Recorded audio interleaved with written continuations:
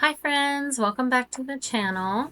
Today I'm going to take a little canvas tote that I got from Hobby Lobby that I have had, oh gosh, I think I got a 3-pack some years ago, and I had never done anything with two of them. So I took a seam ripper and I took the two sides apart, and I'm going to decoupage pink and black Harlequin decoupage paper onto one side of the tote bag. I'm going to be using Pentart's decoupage glue in textile formula. And I have found when you are using the textile formula and you're decoupaging on fabric, you really need to saturate your surface. So right now I am doing a small strip across the top to kind of anchor the decoupage paper. And I'm taking the medium and I'm going up and down and back and forth so that it really gets into the fiber of the fabric. And that is what I have found gives you good adhesion. So I'm just working all across one straight line so that I can get the paper anchored before I continue on in bigger areas. And now I am just sewing the panels back together. I thought I had recorded the rest of the decoupaging, but I did not. I just carried on through the whole page like that, same as I did in that one strip. And now I'm going to sew the diagonal lines following the Harlequin all the way across the surface of the tote bag.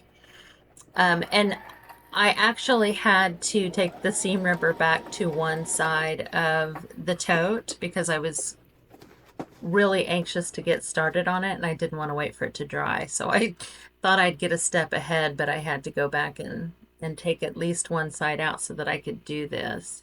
And I went across every single line. And it doesn't have to be perfect. And I'll show you later my my work, my seamstress work. It's not great, so you don't have to be a master seamstress to do this. I sewed the handle to the bag a couple of times. Like, I had to redo several things. But you can see the quilting effect there on the back. And now I'm just finishing sewing up the sides. I put in the lining and I boxed the corners.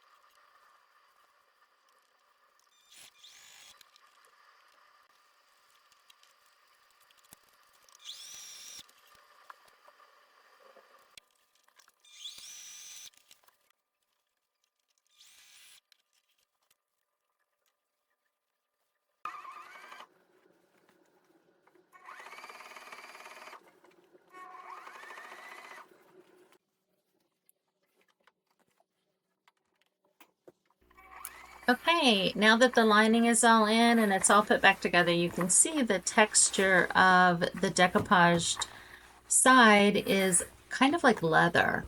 And here you see my handiwork where I'm showing you the millions of imperfections so you don't think you have to be perfect at this. And I've decided that we need a little bit of embellishment, so I'm just going through and finding, I have some pink beads here, and going through and kind of picking out some charms and stuff to put off to hang off of the handle.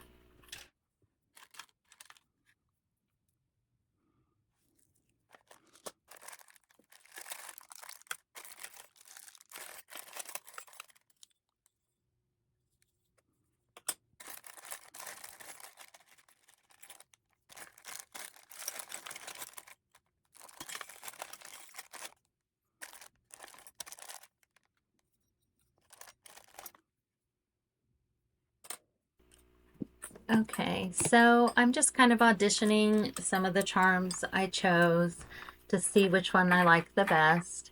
I've got a couple of different little clock watch things here, and I've grabbed some old-fashioned ribbon in light pink and in black for the handle. I decided on this little watch. It has an Eiffel Tower in the middle, and I thought it went really well with the pink and black. And actually, it was during the editing process of this. Oh, and I don't know why, but my bows only lay right when I tie them upside down. I've heard other people say this too, so I don't feel so bad. But to get the tails to hang right, I have to tie it upside down for some reason. But in the editing process of this, I realized, hey, I could use one of the Decoupage Queen minis and tie it back to the last YouTube video where I showed you how to make these. And in this one, I thought the flamingo was perfect.